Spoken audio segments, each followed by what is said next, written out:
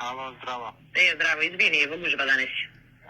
Bil sem v Bužani, tega završil sem spet jedan drug sestanak, ali rekel, hajde, se čujeme prvo. Slušaj, dobro.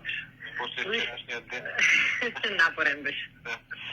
Тебе kako ti biš? Заминал јас, сте имале интересна расправа. Ептен беше лош. Ептен. Тоа е. И он сакаше да го чуе до крај, така што викам, тражили сте, гледајте. Да, Ѓорчев, у принцип не требаше, ако бев формално, не требаше му дам збор, не е член, ама ајде, викам. Нека чуе што е висината.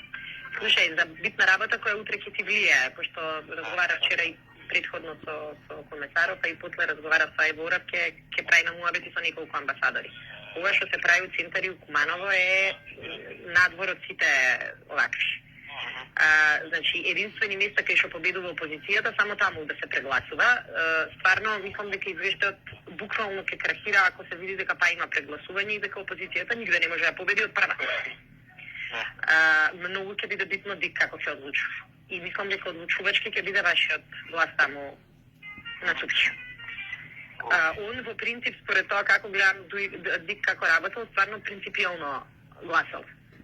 И тоа е потребно, значи не е услуга да се прави, него да се гласа принципијално за да колку толку изборниот процес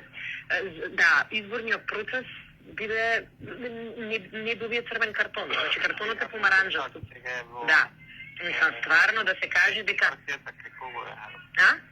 Во Дике ова? Во Дике сега во моментот одлучуваат.